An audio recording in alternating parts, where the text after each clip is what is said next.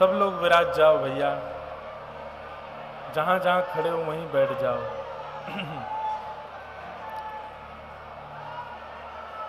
श्रीमद् भागवत जी का महात्म्य सुनाया गया और भागवत जी के महात्म्य की एक ही विशेषता है। दो भाव प्रमुख रूप से बताए गए हैं महात्म्य में। प्रथम भाव यह है कि भक्ति, ज्ञान, वैराग्य तीनों की पुष्टि श्रीमद् भागवत जी करती हैं। भक्ति, ज्ञान, वैराग्य और त्याग, चार भाव हैं भागवत जी के। भागवत, भक्ति, ज्ञान, वैराग्य और त्याग।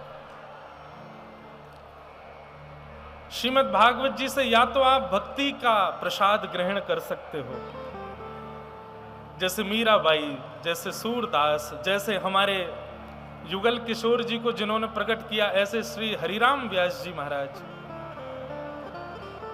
इन सबने भागवत जी से भक्ति का प्रसाद ग्रहण किया। और किसी को भक्ति में रुचि नहीं है तो वो ज्ञान का प्रसाद लेता है, तो भाग, ज्ञान का प्रसाद। ज्ञान का प्रसाद किसने लिया?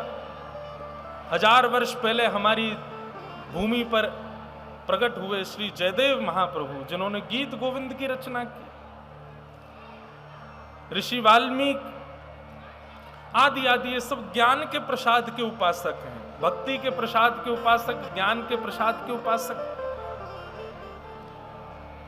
तीसरे हैं वैराग्य। कथा सुन के कई लोगों को वैराग्य हो जाता है, घर परिवार फिर सुहाता नहीं है। ठाकुर जी की चर्चा, ठाकुर जी की लीला, ठाकुर जी का दर्शन, ठाकुर जी के संतों में संग, ठाकुर जी का प्रसाद, बस इसी में ही रुचि मिलती है। तो या तो भागवत जी आपको भक्ति का प्रसाद देंगी, भक्ति का प्रसाद नहीं लोगे तो ज्ञान का प्रसाद देंगी, ज्ञान का प्रसाद नहीं लोगे तो वैराग्य का प्रसाद देंगी।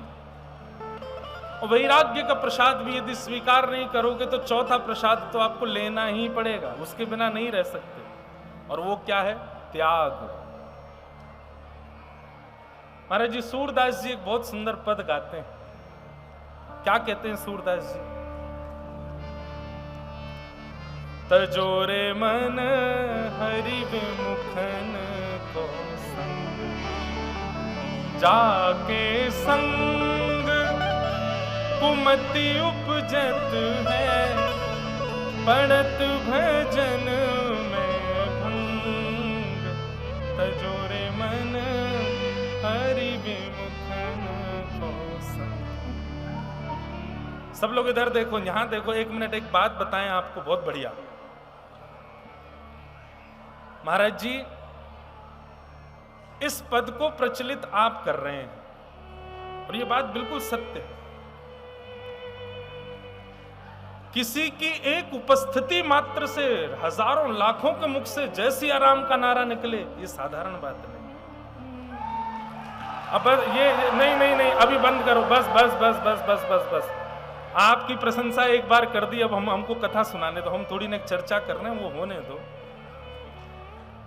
यही बात तो सूरदास जी कहना चाहते हैं। उसका संग मत करो जिससे राम जी की भूल हो, राम जी को भूल जाओ। ऐसे का संग मत करो जिससे युगल किशोर जी को भूल जाओ। ऐसे का संग मत करो जिससे तीर्थ जाने की इच्छा ना हो। ऐसे का संग मत करो जो आपके सुंदर आहार को दूषित कर दे, आपके व्यवहार को दूषित कर दे। जाके संग कुमति उपजत है, पड़त भजन में भंग। तजोरे मन हरि विमुखन को संग। बहुत अच्छा है कि आप महाराज जी का संग कर रहे हो। कम से कम इसी बहाने राम नाम तो बोलते हो, इसी बहाने बालाजी का नाम तो बोलते हो, इसी बहाने तिलक तो लगाते हो, इसी बहाने बालाजी के सन्मुख आना है, भय के कारण ही सही, प्याज लहसुन तो नहीं खाते। यही सत्संग का स्वरूप।